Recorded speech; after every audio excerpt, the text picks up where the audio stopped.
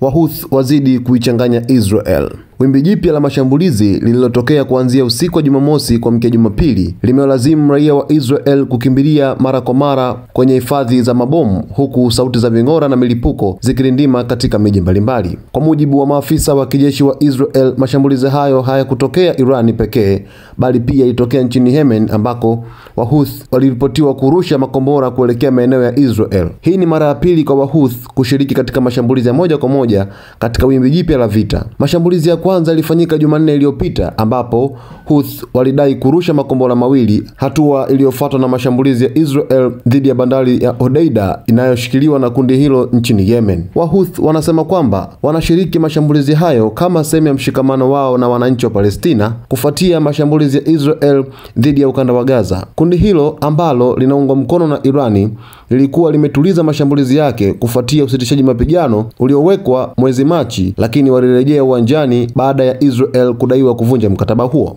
Katika hiki ambacho kinashuhudiwa sasa hivi Wahuthi kuishambulia Israel huku Irani ikiendelea kupeleka mashambulizi katika ardhi ya Israel, ni kwamba Wahuthi waliweza kuionya Israel kwamba isijaribu kuweza kumshambulia Irani kwa kuwa ni mshirika wao mkubwa, na endapo watafanya hivyo basi mvua ya makombora itawashukia katika ardhi yao. Wahuthi pia wanatekeleza mashambulizi haya ikiwa tu ni kuunga mkono pia Irani kwa kile ambacho wanakifanya katika ardhi ya Israel, ikiwa tu Israel ilishambulia Iran na kuua makamanda wa juu kabisa wa ngazi za kijeshi katika nchi ya Iran. Hadi sasa bado haijafahamika iwapo maeneo ya kijeshi ya Israel yameathirika, kwani sheria za usiri wa kijeshi haziruhusu taarifa hizo kuchapishwa. Hata hivyo, makombora kutoka Iran yameripotiwa kupenya ulinzi wa anga wa Iron Dome na kulenga baadhi ya maeneo ya kiraia katika miji ya Tel Aviv na Haifa. Mashambulizi haya yanazidi kuashiria kuenea kwa mgogoro kutoka Gaza hadi katika maeneo mengine ya Mashariki ya Kati, huku makundi yenye uhusiano wa karibu na Irani yakiongeza shinikizo